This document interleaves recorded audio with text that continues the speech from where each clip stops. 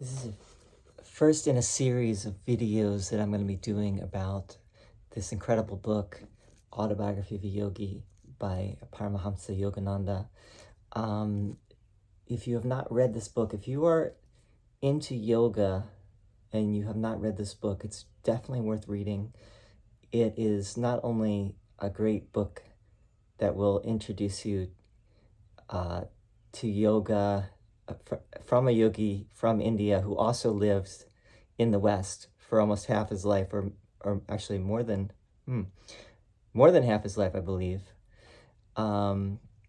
This is worth reading, and it is also up there with the great spiritual classics of the world, definitely of the 20th century.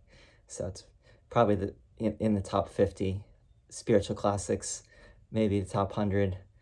You can look at the lists that are out there.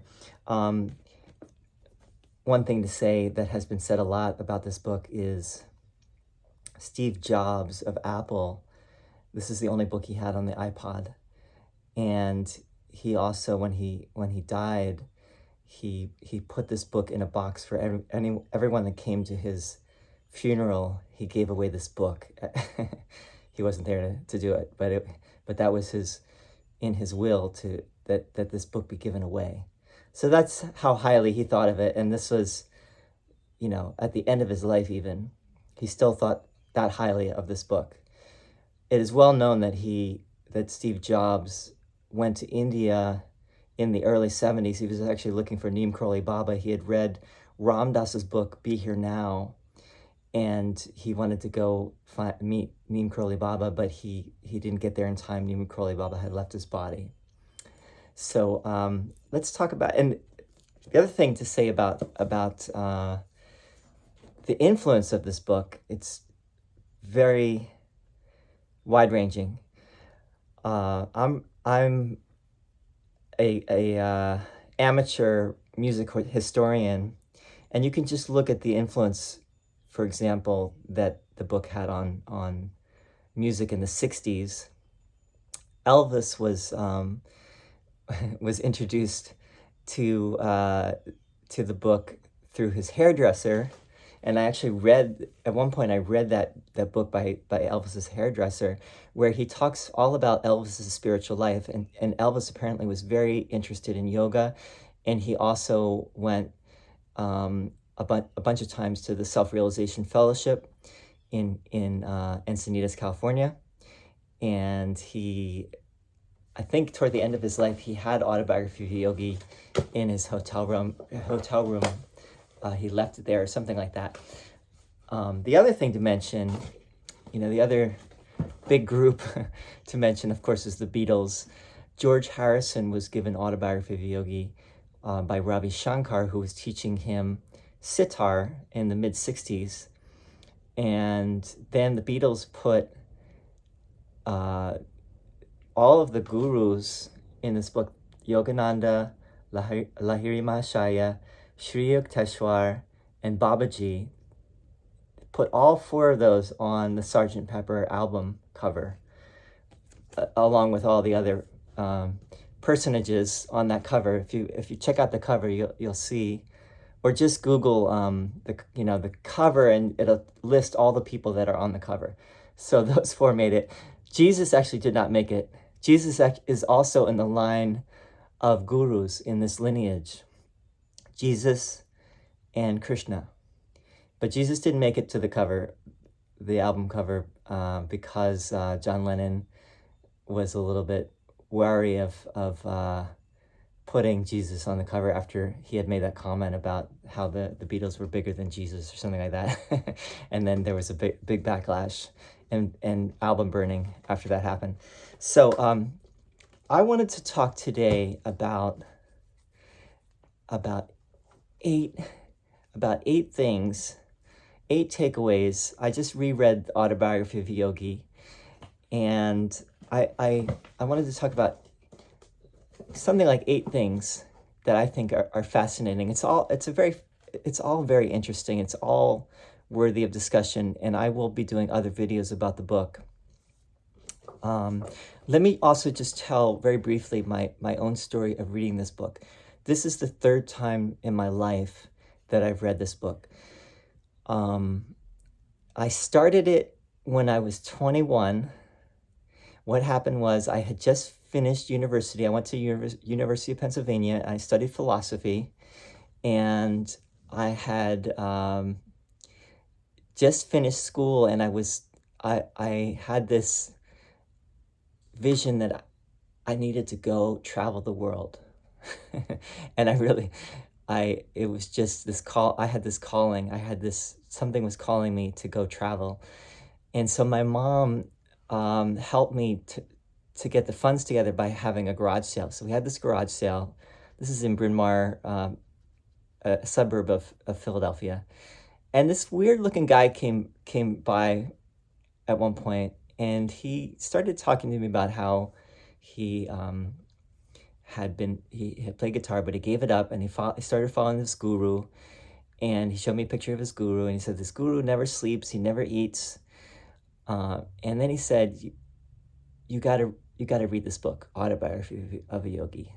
So I actually did go and get the book from the bookstore, and I started reading it, but I couldn't get through more than a few pages. It was like the first 5 pages, and I just thought, this is too weird, and this seems too out there, like unbelievable, incredible, not in a good way, like not credible. And at that time, I was actually reading a biography about Bob Dylan. I was very into Bob Dylan, and it was called Behind the Shades by Clinton Halen. So I was reading that, and I, was deep into that, and the Autobiography of Yogi was just too weird. But 5 years later, after I went traveling, and I went to Israel, I lived in Israel for a couple of years. 5 years later, a friend introduced me to yoga, and actually introduced me to these women saints from India. And there were about 4 or 5 that I was really following. This is back in 1996. And once I started to get into that, and I was totally into that when it happened. That's a whole nother story. I actually did read this book, Autobiography of a Yogi, and it hit home in a big way. I finished it very quickly, and it did make sense to me at that moment, like perfect sense, and had a very big impact. But it also was just kind of confirming what I was already learning from these different teachers. But I can see how this book has one of the greatest influences on the world of yoga. It's definitely yoga in the West. And I don't think you can discount the huge influence it's had. So then I read the book in my 30s. Now in my 50s, I read it again. I always get something more. So I wanted to talk about 8 things. Here we go. First of all, the first thing to talk about in this book, and which I will do another video about this. So I don't want you to necessarily think that I believe every single thing in the book. But I'm not saying I don't believe either. There's people have said there's a miracle on every page of the book, and that's kind of true. That the book is chock full of miraculous stories and things that just are mind-blowing.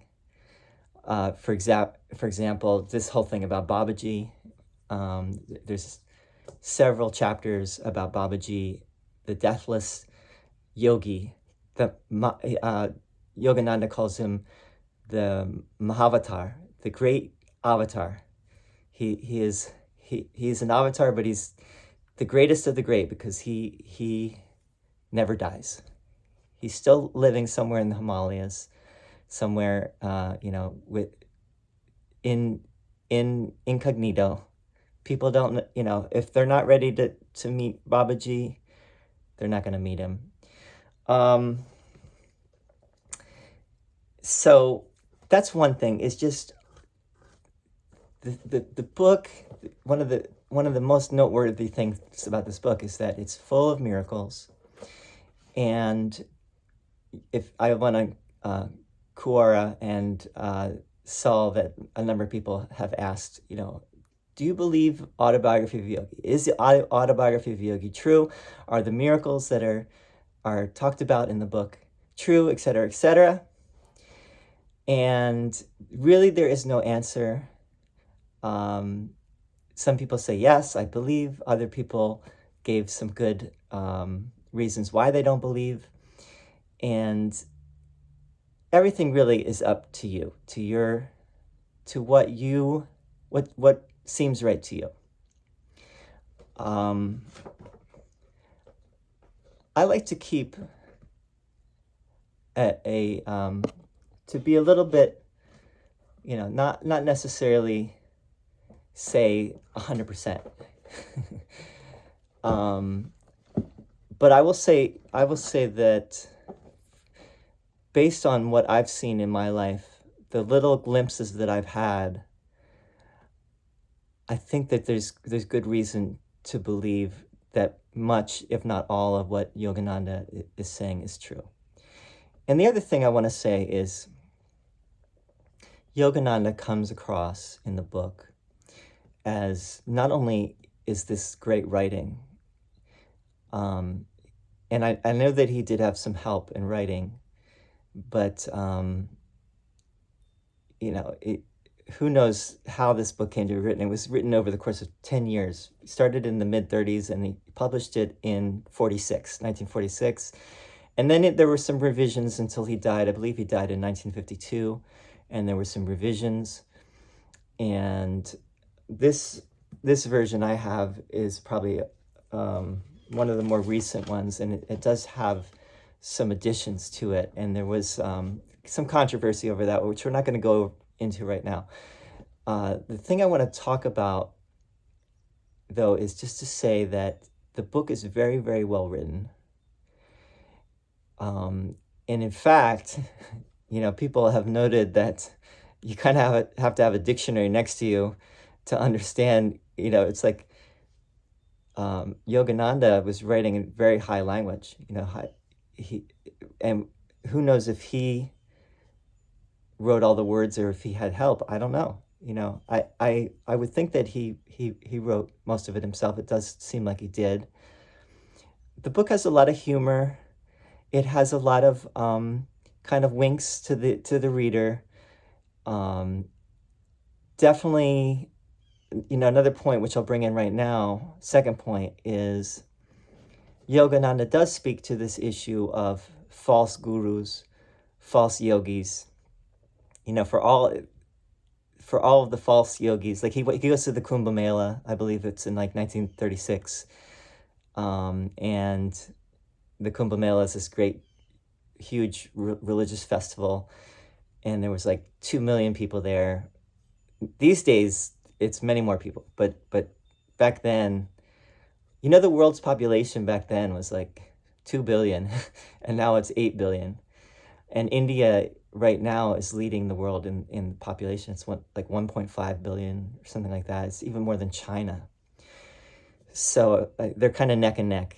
India is just a little bit ahead of China now in terms of population. But he goes to the Kumbh Mela and he gets down on all, a little bit on all of the crazy stuff he sees, and his guru also was the same. His guru told the story about how he kind of poo-pooed it, and then he met Babaji. There's a story in there that Sri Yukteswar also went to the Kumbh Mela, and he was getting down on the whole thing, and then Babaji appeared, and it convinced him that at least there's some true yogis, some true gurus, if not, if they're the exception that proves the rule, which is that most are maybe kind of fakers. And there are a few that are really true. And this is just a question of, is Yogananda really a true guru? And many people will say yes. He's one of the gurus. He's one of the few gurus. There is a little controversy. There was a controversy. I think he was cleared of this claim that was made that he fathered a child, which would have broken his lifelong celibacy, brahmacharya. But I think he was cleared of that. And there are other things that you could bring up, but for the most part, Yogananda, his record is pretty clean. There is a book online called Stripping the Gurus, and has quite a lengthy discussion of the Self-Realization Fellowship and Yogananda, and also Kriyananda, who was a founder of Ananda. Kriyananda was accused and admitted to having sex with some of his disciples, people working for him. That was not the case with Yogananda, though. In any case, one thing to mention about this that I don't think I put on here, but let's talk about it right now, is that Yogananda does not really talk about sex at all in this book. Human sexuality does not play much of a part at all. There's one passage, which I'm going to probably read, where Sri Yukteswar, let's read it right now, real quick. We're going to read this little passage where Sri Yukteswar is explaining the book of Genesis and the fall of Adam and Eve. No. And it's brilliant, actually, what he says here. So let's read this real quick. Genesis is deeply symbolic and cannot be grasped by a literal interpretation, he explained. This is Sri Yukteswar explaining. Its tree of life is the human body. The spinal cord is like an upturned tree, with man's hair at its roots and afferent and efferent nerves as branches. The tree of the nervous system bears many enjoyable fruits, or sensations of sight, sound, smell, taste, and touch. In these, man may rightfully indulge, but he was forbidden the experience of sex, the apple at the center of the body, in the midst of the garden. The serpent represents the coiled-up spinal energy that stimulates the sex nerves. Adam is reason and Eve is feeling. When the emotion or Eve consciousness in any human being is overpowered by the sex impulse, his reason or Adam also succumbs.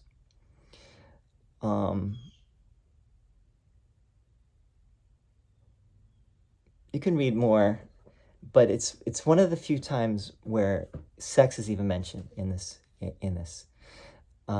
which is interesting. All right, so I'm just gonna put that on the table for a moment, and also that what Sri Yukteswar says there is fascinating and definitely worthy of reading more in depth, and maybe I will in another video. Let's talk about meeting Sri Yukteswar.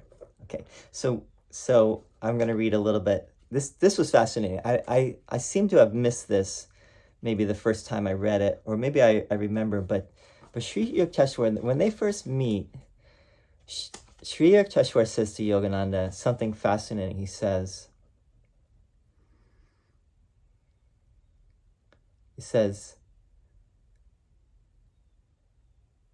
I shall give you my hermitages and all I possess.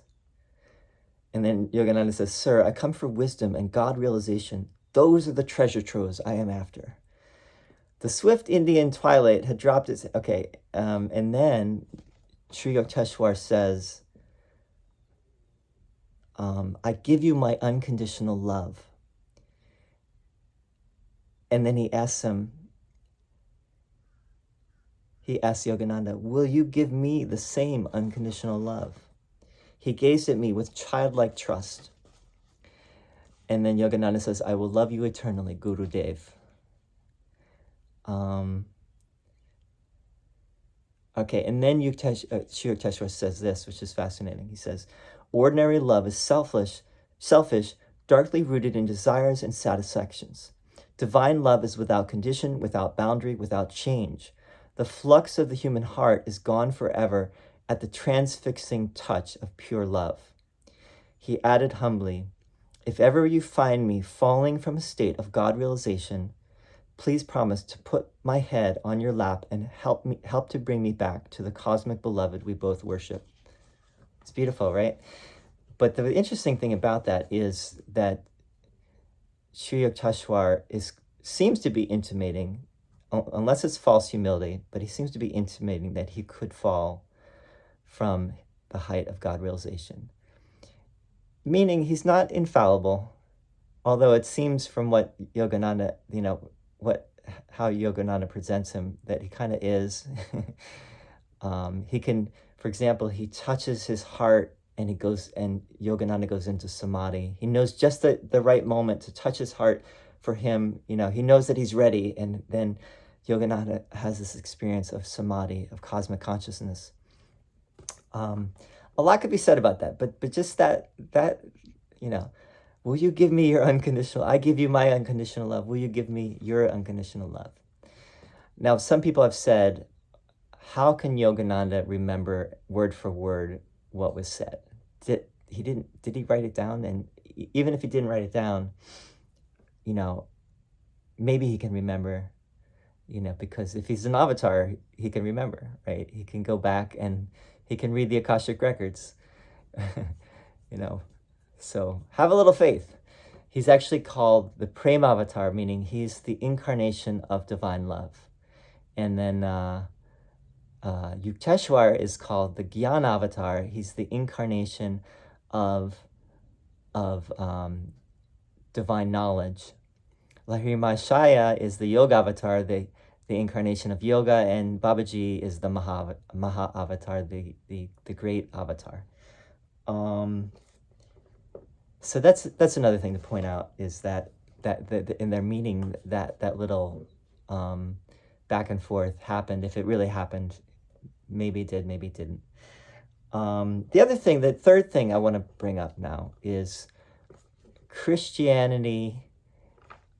Clearly, Yogananda is bringing together Christianity and Hinduism here. He's merging the two. And let's just read this at the back of the book. It's fascinating. It says, one of the aims and ideals of self-realization fellowship is, and this is probably Yogananda's words, to reveal the complete harmony and basic oneness of original Christianity as taught by Jesus Christ and original yoga as taught by Bhagavan Krishna, and to show that these principles of truth are the common scientific foundation of all true religions. To point out the one divine highway to which all paths of true religious beliefs eventually lead, the highway of daily scientific devotional meditation on God. Well, that's a separate, but the first part is to show the complete harmony between the original Christianity as taught by Jesus and the original yoga as taught by Krishna. And I'm assuming in the Gita, the Bhagavad Gita. It's fascinating, and throughout Autobiography of Yogi, Yogananda talks about the Yogi Christs, and he talks about how Lahiri Mahashaya was a Christ-like sage. He keeps referencing the Old and New Testaments, especially the New Testament. He definitely knows that he is, you could say, well, he's speaking to a Western audience, and he's trying to merge the two together to show that they're not really different. And a skeptic or a cynic might say, well, and he's got a movement and they've got to make money, and they've got to fund these big projects that they have. This is the cynical view is that they've got to fund these huge projects, and so they've got to play to their audience, and their audience is mainly coming from a Christian worldview.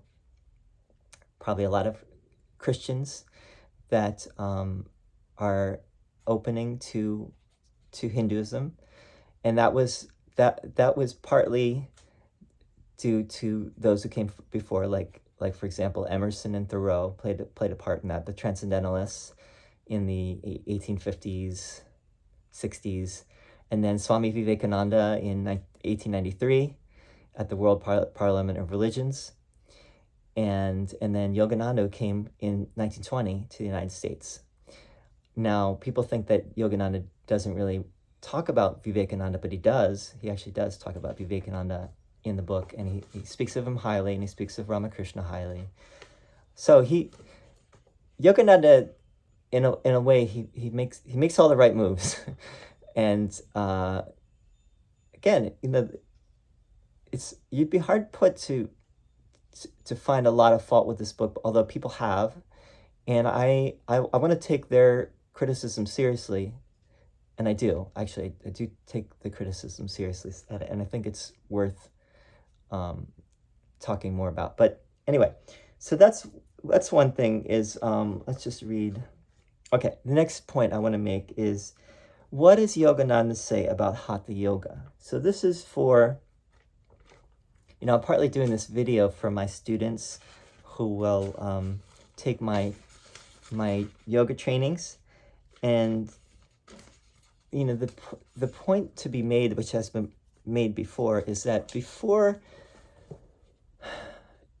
way back, before yoga became mainstream like it is now, became a huge worldwide phenomenon, yoga today in the West especially is mainly Hatha yoga. It's the physical form of yoga. And that was not highly looked upon by the Indian gurus. Even to this day, it's not highly looked upon. And here's what Yogananda says. He says, and this is a footnote, page 263 of this version. Many uninformed persons speak of yoga as Hatha yoga, or consider yoga to be, quote, magic, unquote, dark, mysterious rites for attaining spectacular powers. Those are the siddhis. When scholars, however, speak of yoga, they mean the system expounded in Yoga Sutras, also known as Patanjali's aphorisms, Raja Yoga, the royal yoga. The treatise embodies philosophic concepts of such grandeur as to be inspired commentaries by some of India's greatest thinkers, including the illumined master Sadashivendra. Like the other five orthodox okay, let's see. You might want to read this whole part here. All right. The main thing here is, and he also mentions on the previous page, he talks about Carl Jung actually, and he doesn't. Carl Jung kind of put down yoga in the West, and he said that most Westerners could not really be yogis because they cannot. It's a whole different worldview, and they could try, but they can't really do it.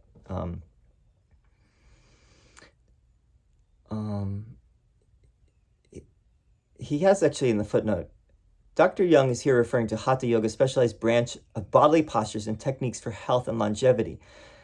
Hatha is useful and produces spectacular physical strength results, but this branch of yoga is little used by yogis bent on spiritual liberation.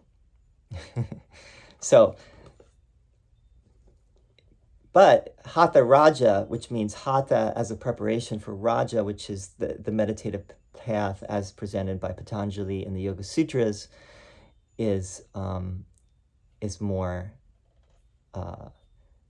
seen as doable versus just Hatha Yoga itself. Now that's a matter of debate, but Yogananda is putting his stamp on that idea, which is that Hatha Yoga is great for health and longevity, but spiritual liberation, not so much. Now, his younger brother, Vishnu, was the teacher of, guess who? Bikram, of the infamous one, Bikram, who now is down and out. And, he's on the run. He's still teaching. I think he's in Mexico now. There was this documentary that came out about him, and made him look very bad. But Bikram learned from Yogananda's younger brother, who was very much into physical fitness. He was one of the great physical, culture people in India. And that's a whole nother subject in itself, which I won't go into right now. But just to point out what Yogananda says about Hatha Yoga, it's interesting and it's worth keeping in mind. My teachers also, my women teacher, the women teachers that I followed early on from India, they did not put a lot of emphasis on Hatha Yoga. We tend to think of yoga as get out your yoga mat and you do some stretching. But they did not see it that way. I mean, the traditional gurus don't see that as leading to spiritual liberation. And I can see why. Because it's especially the way that it's mainly done. It's great. It is great for health. Bikram yoga is great for health. Does it lead to liberation? Maybe it does. If you really practice it really sincerely. And I know some people do it like twice a day, and it's very rigorous. So let's leave that on the table too. Just wanted to point that out.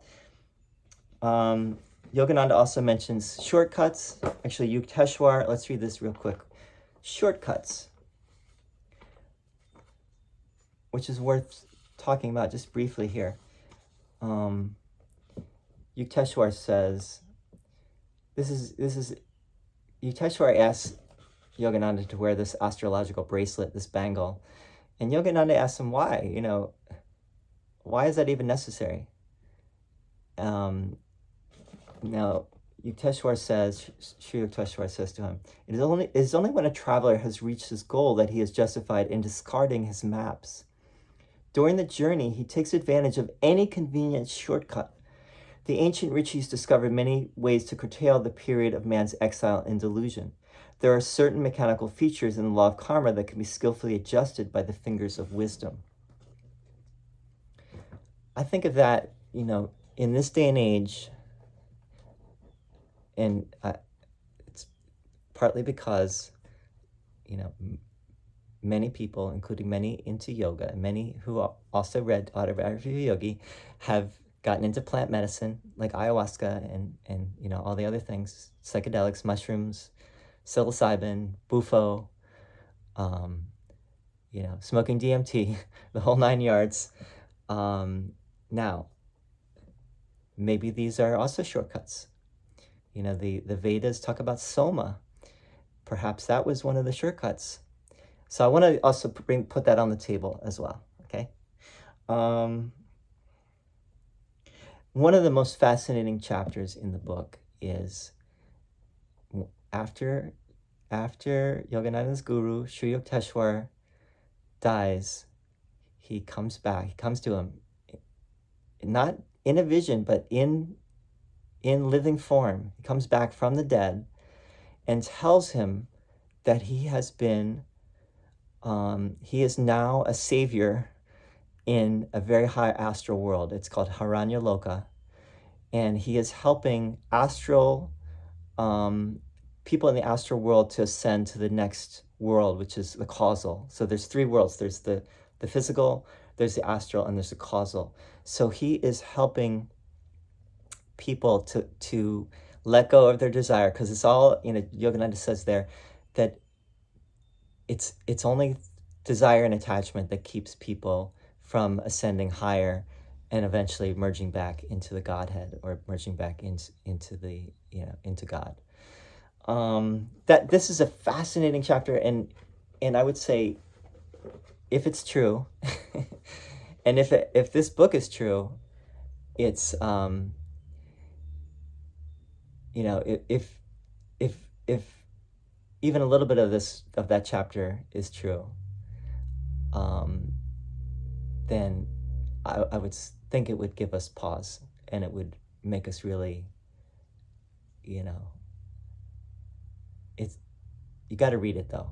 I mean, I can only say so much, and this video is already very long. I don't know why I'm even doing such a long video. Who's going to listen to this? But death and legacy. So, when Yogananda dies, he dies of a heart attack in the middle of a speech, or maybe at the end of a speech that he's giving publicly. He just falls to the ground. And his body does not decompose. That is the claim that was made. His body did not decompose after he died. His legacy is enormous. This film, Awake, if you have not seen the film Awake, that was put out by the Self-Realization Fellowship, it's worth watching. It's a very good film.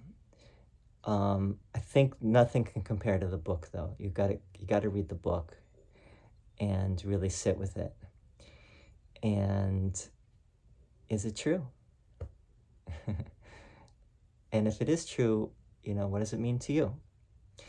I think that's all for now. I'm going to do some more videos. Last thing I want to mention is confirmation, more confirmation. Yogananda's brother, his other brother, not Vishnu, wrote. His other brother was Sananda Lal Ghosh, and he wrote this book, I think it's Majda, or Made, I don't know how to pronounce it, but it's all about Yogananda. It's more stories. It's confirming some of the stories in Autobiography of Yogi, and it's telling some new stories.